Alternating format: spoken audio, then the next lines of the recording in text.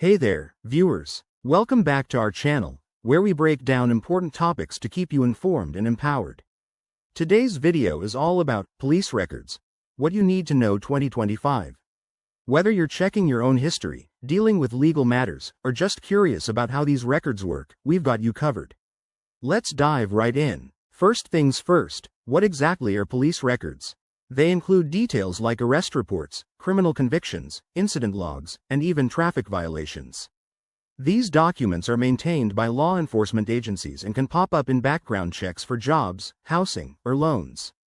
With 2025 bringing new digital reforms, accessing these records might become easier through online portals, but it's crucial to understand the rules.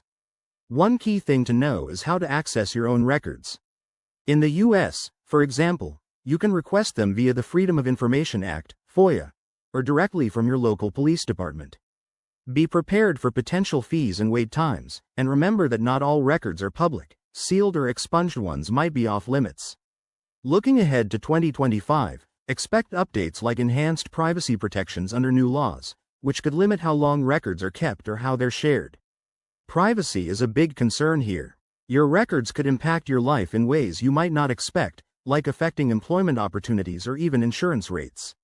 Always double-check for inaccuracies and know your rights. If something's wrong, you can dispute it.